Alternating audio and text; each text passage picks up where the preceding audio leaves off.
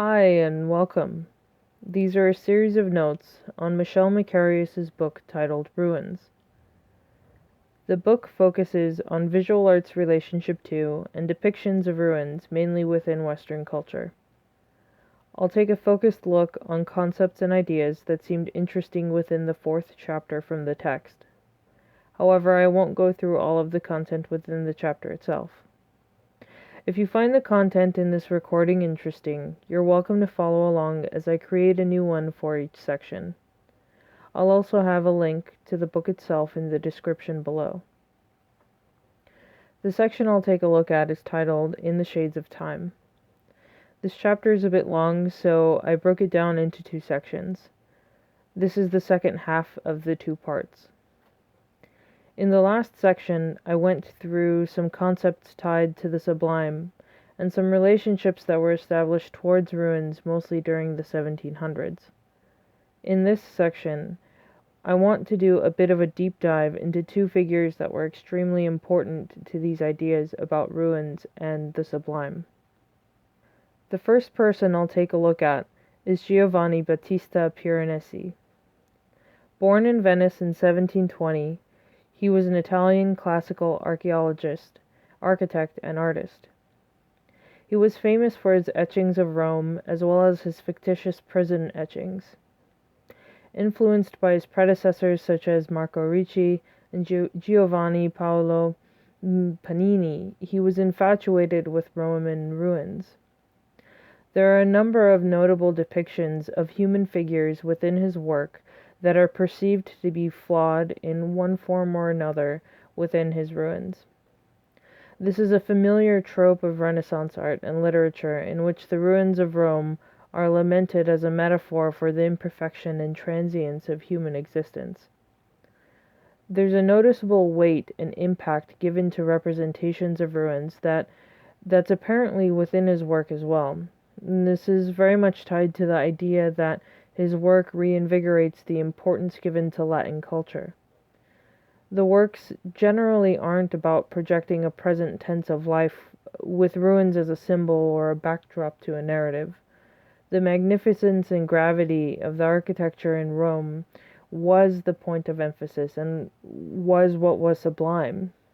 Essentially, he had a more active gaze towards architecture that moved it beyond decor and environment. There's a quote on page 102 of the book that I think is wonderful and want to share. It reads as such: "His walls are not only a surface, they are a volume, churned up, caved in. They allow the innermost secrets of their structure to be penetrated, and, if need be, one can then pass on to surveys and excavations. Latin civilization, which reigned supreme over Europe for centuries, was immovably grounded in the deep web of its infrastructures and the cohesion of its blocks. Wind and sun scud over the facades, brambles, wild grasses clamber over underpinnings that subsides or is about to be engulfed by the heaving earth. But behind these splendid outward forms, the solid masonry and the secret of its eternity subsist." In contrast to Piranesi and his work's gravity and movement with regards to ruins during this time period, another important artist named Hubert Robert depicted ruins with a bit more of a sense of lightness and ease. Born in 1733, Hubert Robert was an immensely popular French artistic figure during his time.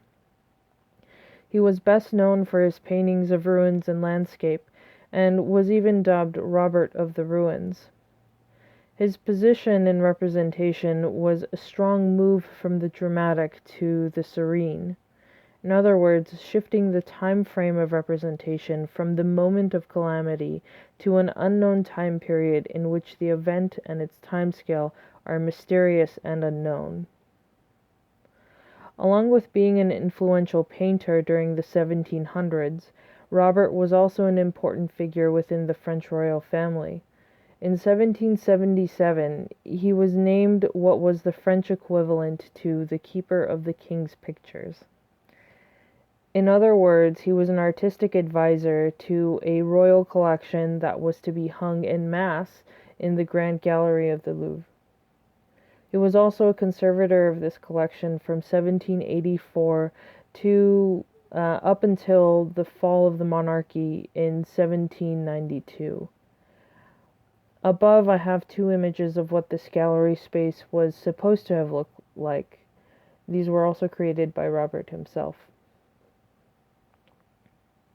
It's important to remember that Robert also lived through the overthrow of the French monarchy, which was followed by destruction as well as reorganization of culture and society.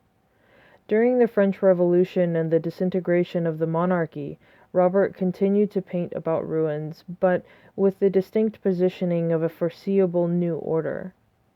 Above is a painting by Robert that focuses on the imaginary ruined state of the gallery and collection that he was a steward of when he was employed by the French monarchy.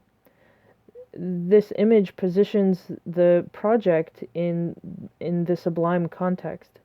All of the paintings are gone, the building's condition is dramatically deteriorated, and there is the implied fantasy of a longer unknown timescale with plants growing over the roof and an unknown catastrophic event or series of events that had previously occurred.